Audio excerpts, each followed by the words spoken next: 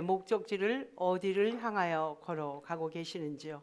무엇을 위해, 무엇을 향해 우리가 걸어가야 잘 산다고 할 것인지요?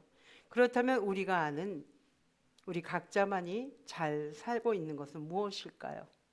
내가 원하는 대로, 내가 이루고 싶은 대로 살면 잘 사는 것일까요? 세상에 보암직하고 괜찮은 것 같은 모든 것이 안전하고 편리하며 경제적 안정과 건강 등이 남의 신세를 지지 않으면 과연 우리는 잘 사는 것일까요? 우리는 세상에서 바라보는 가치를 어떻게 우리 각자들은 반응하며 이 세상을 살아갈까요? 성경에 이런 말씀이 기록되어 있습니다. 다투는 여인과 아주 큰 궁궐 같은 큰 집에 살지라도 움막에 혼자 사는, 싸우지 않고 혼자 사는 것이 더 낫다고 성경에는 잠언서에 기록했습니다. 다시 말해 이 말씀을 주고 싶은 말은 함께하는 사람들과 같은 방향을 바라보고 사는 것이 가장 이상적인 행복이라는 뜻입니다. 함께 살아가지만 우리는 동상이몽의 삶을 살아가는 것이죠. 동상이몽 우리 많이 들어봤죠? 같은 잠자리에서 우리는 잠을 자고 있지만 다른 꿈을 꾼다는 이야기입니다. 다시 말해 같은 처지에 살고 있지만 우리가 추구하는 목표는 다르다는 것이죠. 이렇게 우리는 부부, 또 친구, 자녀, 공동체에 같은 상황, 외면으로 보기에는 같은 상황에 살고 있지만 그러나 우리 내면적으로는 다른 생각이나 다른 마음을 가지고 있다 보니까 갈등이라는 부딪힘이 우리를 힘들게 할 때가 너무 많습니다.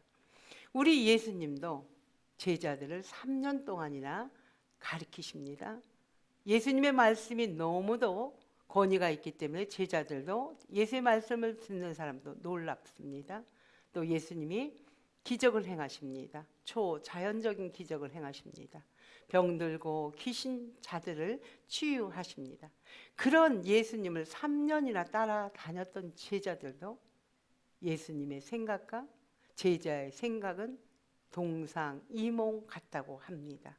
오늘 본문을 통해서 예수님의 목적과 제자들의 목적이 다르다는 것을 보여줍니다. 오늘 우리가 읽었습니다. 본문을. 오늘 읽은 본문은 예수님이 3년을 이 땅에서 공적인 생애를 하시고 예루살렘을 향해서 죽으러 가는 길에 있습니다.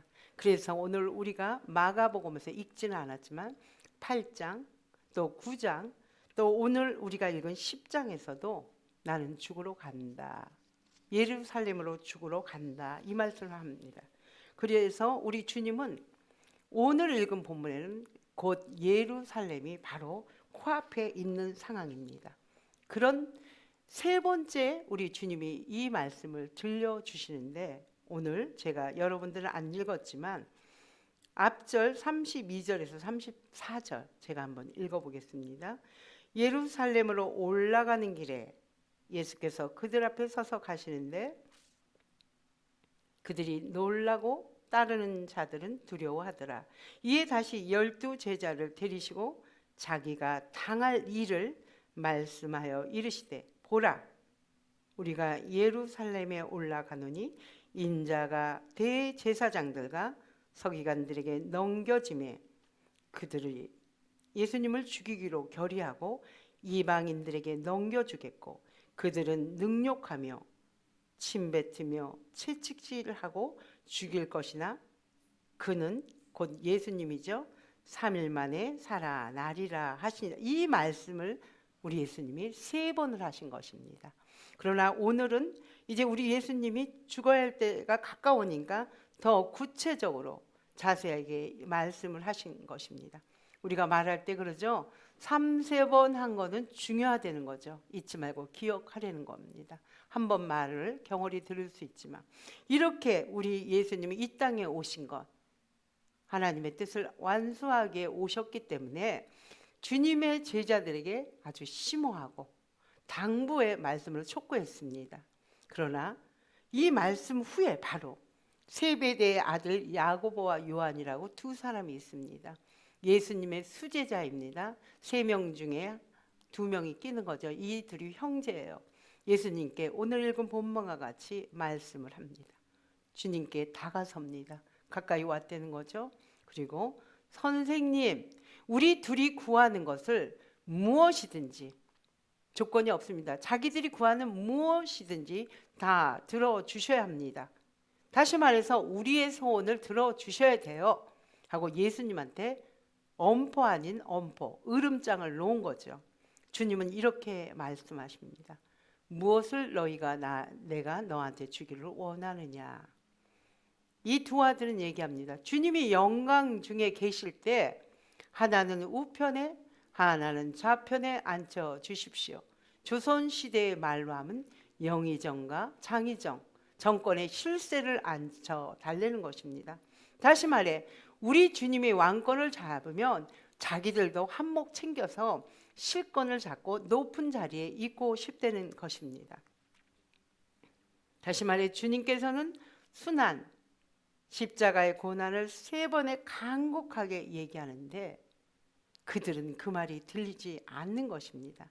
주님의 말은 요약하자면 나는 고난의 길로 일부러 자체해서 왔는 거 너희 알지 못하냐. 나는 고난의 종, 고난을 받으러 이 땅에 왔고 나는 죽으려고 세례를 받으려고 이 땅에 왔다. 이렇게 얘기합니다. 이들이 생각하는 영광은 뭐냐면 우리 예수님이 로마를 정복해서 이스라엘 나라를 다시 차지해서 우리 예수님이 로마의 황제와 같은 왕권을 유지하는 것이 이들은 주님의 영광이라고 생각했던 것입니다. 그럴 때 한 사람은 왼편, 한 사람은 우편에 앉아서 예수님의 권력을 자기들도 누리고 싶다는 것이 이들의 영광이라는 것입니다. 이들은 철저히 예수님에 대해서 보지 않고 자신이 보고자 했던 것만 바라봤다는 것입니다. 사랑하는 여러분, 잘 기억하십시오. 신앙, 종교가 아닙니다. 예수를 믿고 따르는 자의 신앙은 자기 중심적인 사고를 벗어나서 현실과 하나님의 뜻, 우리의 지금 현실에 있는 현실, 하나님의 뜻을 직면하는 것입니다. 맞닥뜨리려는 것입니다. 그럴 때 우리의 신앙은 출발한다는 것입니다. 당시 시대는 권력자와 가까이 있으면 자신에게도 그 힘이 주어진다고 믿는 시대입니다. 지금은 예나 지금이나 동서를 고금하고 지금도 마찬가지 아닙니까? 집권자의 힘에 붙어 있으면 자기가 뭐나 되는 것처럼 이렇게 제자들도 예수에 따랐던 3년의 설교를 들었음에도 세상 흐름에 순응하는 것입니다. 그래서 주님은 제자들에게 너희가 알지 못한다고 경고하십니다. 이 성경을 읽는 여러분, 우리는 이미 이것이 다 지나간 것을 지금 2000년 후에 봅니다. 그렇다면 과연 이 말씀을 듣는 우리는 예수님을 따르겠다고 예수님의 영광이 무엇인지 알고 그렇게 살고 있습니까? 과연 내 속에는 욕망이 없으십니까? 예수를 따르는 사람이 지금도 기도할 때 떼쟁이와 같이 예수님께 악을 쓰고 떼를 부리며 반항을 하며 내 기도 들어주지 않으면 나 예수 안 믿을 거야. 나 교회 가지 않을 거야. 혹시 이러지는 않습니까? 아니면 침묵하고 예수님과 무관심 상태로 살아가지는 않는지요? 주님이 내 기도 들어주지 않으면 나 교회 안 가고 예수 안 믿을 거야. 이렇게 힘겨루기 중에 있는 분들은 혹시 안 계신지요? 자신과 지금 이 시간 한번 직면해 보시기 바랍니다. 내 자신의 상황과 정면으로 맞닥뜨리게 되면 우리는 갈등, 부딪힘이라는 마찰이 생깁니다. 이건 당연한 일입니다. 제자들 또한 세상 나라의 계급 구조를 답습했습니다. 그래서 제자들도 우리 주님도 저항의 시간은 같이 가는 것입니다. 세상은 어떤 건가요? 세상 계급은 올라가야 되는 것입니다. 세상 권력은 지배하는 것입니다. 높이 높이 올라가 타인을 내 아래 다스리고 억압해야만 자신이 상대적으로 더 높은 위치에 있어서 대접을 받는다는 것이 세상 이치입니다. 우리 제자들도 이런 자리에 합류하겠다는 생각으로 세상과 별반 다르지 않습니다. 하지만 기억하십시오. 십자가는 그것이 아닙니다. 철저히 세상 그 구조에 저항하는 것입니다. 하나님의 도구 십자가로 하나님의 뜻을 이루어 주고 싶은 것입니다. 그래서 우리 주님은 이렇게 세상이 주는 대안이 아니고 우리 주님은 역설로 도리어 세상 구조를 전복, 다시 말하면 역전시키셨습니다. 빌립보서 2장 6절에서 8절 우리 너무 잘 아는 말씀입니다. 제가 읽어드릴 테니까 말씀을 깊이 생각해 보십시오.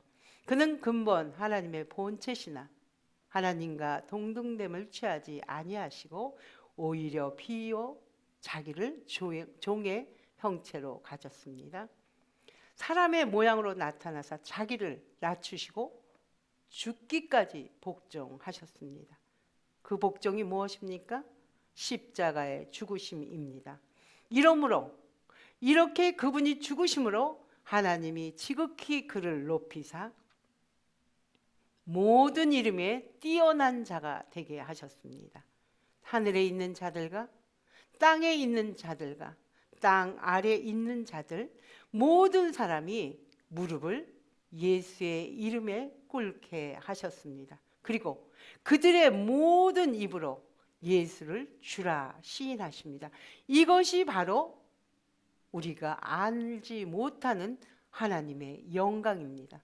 하나님의 영광이란 성육신, 이 땅에 예수 그리스도가 왕 되신 그분이 인간으로 내려온, 하늘에서 땅으로 내려온 십자가의 고난으로 죽으심, 이것을 통하여 오히려 하나님은 그를 지극히 높이사 모든 사람, 하늘에 있는 자나 땅에 있는 자나 땅 아래에 있는 자들이 그들 앞에서 무릎을 꿇게 하신 것이 영광이라고 합니다.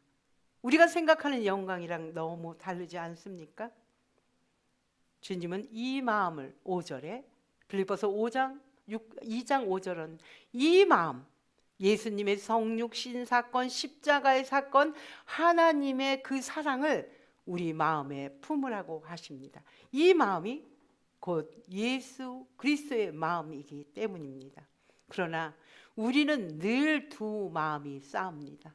성령이 주신 성령의 마음과 우리 육체로 사는 우리의 육체의 마음은 날마다 우리를 싸우게 만듭니다. 사도 바울 선생도 그렇게 고백합니다. 오라, 나는 너무너무 고난 인생을 산다. 우리 인생은 이렇게 싸울 수밖에 없습니다. 주님은 우리의 그릇된 욕망을 그러나 저항하라고 말씀하십니다. 그것이 세상에서 그릇된 욕망을 우리가 저항하고 살 때 세상은 우리를 미련한 사람으로 봅니다. 우리 예수님의 십자가 죽음은 로마 군이나 우리 대제사장들이나 종교 지도자들이 봤을 때는 자신이 성공한 것 같고 십자가의 죽음은 실패한 것 같았습니다. 세상 권력에 우리 예수님이 철저하게 짓밟힌 것 같았습니다. 그러나 기억하십시오. 우리 예수님의 십자가로 인해서 우리는 시대를 넘어 공간을 넘어 오늘 우리에게까지 구원이 이루게 된 것입니다. 그 구원은 지금도 진행형으로 주님은 이루어 나가고 계십니다. 성육신 십자가의 사건은 로마의 정치 권력에 저항하는 사건이었고 우리를 살리는 대안이라고 말씀드렸던 것이, 그렇다면 진정 권력의 힘은 어디서 오는 것일까요? 그렇다면 진정한 권력은 무엇일까요? 누가 더 큰 힘을 가진 것일까요? 성경에는 이렇게 기록하고 있습니다. 네 몸, 정치, 권력, 가난, 경제적인 게 네 몸을 죽일 수는 있어. 그러나 네 영혼은 절대로 죽일 수 없단다.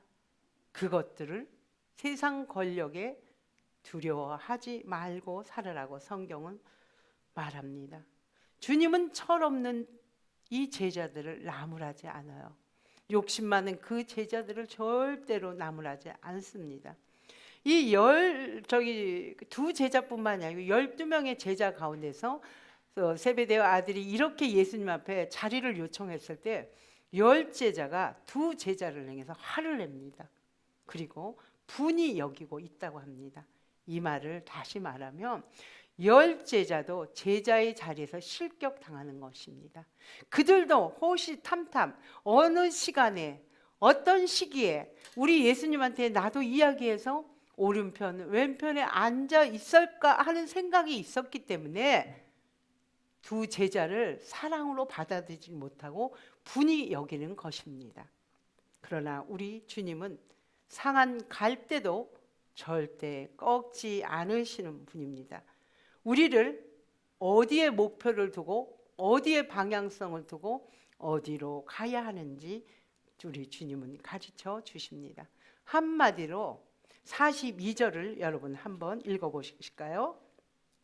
다 찾으셨으면 한 목소리로 시작. 예수께서 이르다가 이르시되 이방인의 집권자들이 그들을 임의로 주관하고 그 고관들이 그들에게 권세를 부리는 줄을 너희가 알거니와. 세상의 가치는 권력 있는 자들이 자신의 좋을 대로 주관하는 것입니다. 그리고 그 권세를 약한 자를 위해서 억압하고 다스리기 위해서 쓴다는 것입니다. 그러나 너희는 그렇게 세상 논리대로 살지 마. 특히 예수 믿는 너희들 그렇게 살지 말라고 하는 것입니다. 그래요. 우리도 예수 믿지만 세상 흐름대로 대충 살면 편안하고 좋은 게 좋은 거 아닙니까? 다른 사람하고 적지지 않고 살 수 있지 않을까요? 그러나 주님께서는 그렇게 살지 말라고 해요. 똑같이 세상 사람이 추구하는 대로 경쟁 논리에 서열을 가르고 내가 뭐든지 내가 최고가 되고 내가 1등이 되고 내가 높아져야 되는데 욕심을 내지 말라고 우리 주님은 이렇게 부탁합니다. 얘들아, 더 높아지려고 애쓰지 마. 더 크게 되기를 원하지도 마. 더 부유해지기를 자꾸 원하지 말란다. 예수님은 분명하게 말씀하십니다. 예수 믿는 너희들, 나를 따르는 자들은 그렇게 해서는 안 된다. 주님은 지금도 우리에게 이렇게 말하며 이 방향으로 걸어갈 것을 요청하십니다. 그리고 우리 제자들에게 우리 예수님은 말로만 하시지 않았습니다. 그 말을 실제로 그분은 걸어서 삶으로 실천을 보여주신 것입니다. 예수님은 세상이 원하는 그 세상의 논리의 상식을 깨트리고 고관들과 서기관들과 종교인, 종교 지도자들과 만나서 그들이 번지르하고 유창한 말로 입지 조건을 굳히지 않았습니다. 우리 성경에 나와 있죠. 우리 주님은 도리어 형편없는 사람들, 당대의 죄인이라고 낙인 찍힌 사람들, 그들과 꺼리낌 없이 같은 식탁에 앉아 함께 밥을 먹고 이야기했다고 성경은 나와 있습니다. 이것을 우리 주님은 즐겨했다는 말입니다. 오늘도 우리 주님은 제자들을 부르신 것 같이 여기 앉아 계신 분, 방송을 듣는 분들에게 초대장을 보내십니다. 사랑하는 여러분, 어디를 향해 걸으시렵니까? 어떤 곳에 우리는 반응을 나타내야 됩니까? 주님을 사랑한다 고백하는 우리는 모두에게 각자만의 주님의 십자가를 지고 따르라고 합니다.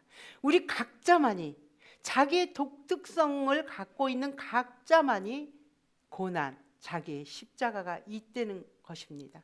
우리가 그리스도인답게 하려면 그리스도인답게 애를 쓰고 살려면 이 고난은 당연하다는 것입니다. 이 고난을 피하지 말라는 것입니다.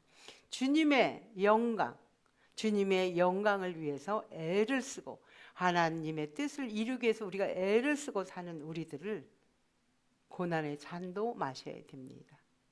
또 주님과 같이 우리 죽음과 고통, 죽음의 고통같이 넘치는 괴로운 세례. 세례는 무엇입니까? 이전 것은 나는 죽었다는 고백으로 세례를 받는 것 아닙니까? 이전의 삶을 살지 않겠다는 단절된 그런 고통까지도 주님은 겪으시라고 합니다. 이렇게 살 때 도리어 세상에서 말하는 으뜸이 되고 우리가 최고가 된다. 세상에 보는 시선이 아니고 하나님의 시선으로 볼 때는 이렇게 살 때 우리가 으뜸이 되고 최고의 자리에 있다고 합니다. 그러나 이런 삶이 쉽습니까, 여러분? 억울하지 않아요? 이렇게 살려니까 나하고 관계없는 사람들하고 이렇게 살려는 게 너무 억울합니다. 왕자와 거지라는 동화가 있습니다. 여러분 다 아실 거예요. 우연히 왕자와 거지가 마주칩니다. 힘 있는 왕자가 먼저 말을 했겠죠. 장난으로 우리 옷을 한번 바꿔 입어보자. 내가 왕자가 거지가 되고 거지 너는 왕자가 한번 돼보지 않으렴? 왜? 평상시에 왕자가 왕자 거지 중에서 아주 명대사가 있다고 합니다. 뭐냐면 딱 한 번만이라도 좋다. 내 옷을 입고 나가 신발을 던지고 잔소리할 사람 없는 데서 진흙탕에서 마음대로 뒹굴어도 혼나지 않는 그런 왕이 못 돼도 좋겠다는 이런 고백을 했답니다. 그래서 거지를 만났을 때 서로 이제 옷을 바꿔 입습니다. 그러나 그 왕은 바깥 세상에 나가서 왕의 그 정치를 배웠기 때문에 왕이 보기에 바르지 못한 것을 왕의 위치에서 그들에게 혼도 내고 가르치기도 했답니다. 거짓골을 하고 세상 사람들을 혼내니까 사람들은 저 거짓 미쳤다 그렇게 얘기했다 합니다. 이 옷을 통해서 하고 싶은 게 뭡니까? 왕자가 거짓 옷을 입었을지언정 왕자의 정체성은 왕자입니다. 우리 그리스도인답게 살지 못해도 우리는 주님이 우리를 사랑한 예수 믿는 사람들입니다. 우리의 행색과 관계없이 우리는 이미 하나님의 자녀가 되었다는 것입니다. 우리 자녀가 나한테 잘해줘서 우리 자녀가 되는 것도 아니고 우리 자녀가 나한테 못해줘서 호적을 파서 자녀가 안 되는 것도 아닙니다. 우리 부모가 제대로 된 부모라면 내 자녀가 이 땅에서 행복하게 살 때 부모가 행복하듯이 하나님도 마찬가지입니다. 우리가 뭘 잘해서 우리가 뭘 하나님 앞에 기뻐하는 일을 해서 상을 주고 하나님이 싫어하는 일을 해서 미워하고 저주하는 것이 아니고 하나님은 다 같은 자녀라서 우리가 행복하게 살기를 바라는 것이 우리 하나님의 마음이시는 것입니다. 사랑하는 여러분, 우리 예수님을 더 제자들과 같이 우리도 가까이 두고 싶지는 않은가요? 왼쪽에 오른쪽에 우리 예수님을 가까이 두고 싶지는 않으십니까? 그러기 위해서 여러분들은 오늘 이 자리에 바쁜 시간에도 진짜 더 재밌고 더 분주한 일이 많음에도 불구하고 먼 길을 마다하고 이 귀한 시간을 이 시간 앞에 앉았습니다. 주님께서 기뻐하고 여러분 마땅히 칭찬받아야 됩니다. 그러나 주님은 제자들이 요구하는 것과 같이 이것을 뛰어넘으라고 합니다. 어떻게? 물리적인 공간으로 왼편 오른편에 가까이 하는 것은 별로 중요하지 않습니다. 우리 주님이 이 땅에서 하려고 했던 것 하나님의 뜻을 하기 위해서 우리가 몸부림치고 애쓰는 것입니다.